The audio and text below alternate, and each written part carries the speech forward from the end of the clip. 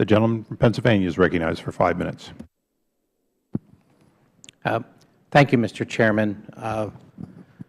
I certainly appreciate the sentiments of my friend, the gentleman from Virginia, but as a former prosecutor, I assure you there's nothing kangaroo about the death of a border agent. And this is a very sad day, and I take this responsibility very, very seriously, and I think I take the conduct of this committee very seriously. I try to approach it as I would as the former United States Attorney in the position that I had, and I'm looking at the facts. I think we know from the beginning of the facts that gun walking occurred, and we know that gun walking is in direct violation of the policies of ATF. We know that an agent was shot and killed and left to bleed out in a desert, shot with one of those guns that was part of that process. We know that ATF originally denied that this gun walking occurred, and it was only in the process of that we then began to see the efforts of certain of the agents, the whistleblowers, those who bring information to us because they are so concerned about the misinformation that's being given to the public and to us by those who are their superiors.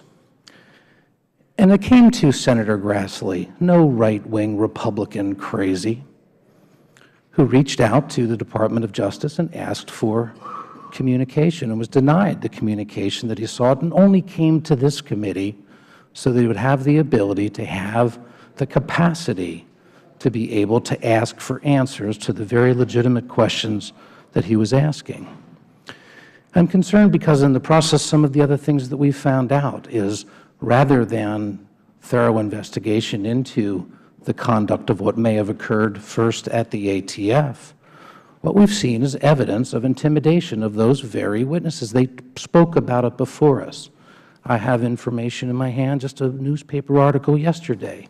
Some of the documents that were being requested by this very committee are being denied, a document by the Attorney General, and yet the former U.S. Attorney, who resigned in less than under pressure, is reported here to have leaked that document to a reporter, the purpose of which was to disparage the reputation of the very whistleblower. And so we have activity within the Department of Justice, and instead of real looking, we see intimidation of those that are trying to bring it to our attention.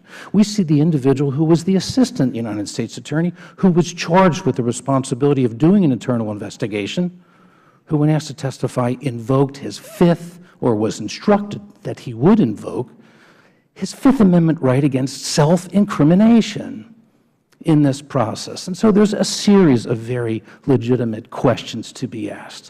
What we do know by the information that came forward is that there was knowledge of these tactics at the highest levels of the Department of Justice, and that there was a letter that was sent to the Department of Justice when a request was made about this information, where the head of the criminal division is reportedly participating in the editing of that letter, a letter of denial that gun walking occurred at all. So we know that this goes to the highest levels. Trust me when I say the head of the criminal division in the Department of Justice is at the highest levels. What did he know? When did he know? What we do know is in the period since then, we have had a reversal, a 180-degree reversal, in which that same Department of Justice now identifies that as fatally flawed. If it was fatally flawed, who knew what and when did they know it? These are very legitimate questions to be asking in a time in which you see the testimony of the former acting director of ATF, in which he himself says that he believes that what is happening is those officials who have been appointed are trying to lay this off on other people further on down the chain. It is our responsibility to ask this question. It is a responsibility to do it in a dispassionate fashion, but the facts are leading us to very legitimate inquiries in which there's no question about very much of what went on. The question is, under what circumstances did people approve it? And I know from my experience, as a United States Attorney, the detailed information that would be contained in an affidavit of probable cause that has to be forwarded to the Department of Justice as a matter of policy, so that they may be able to oversee it, not just for sufficiency, but for conformity with policy, again, to the highest levels. Explicit detail of what is going on.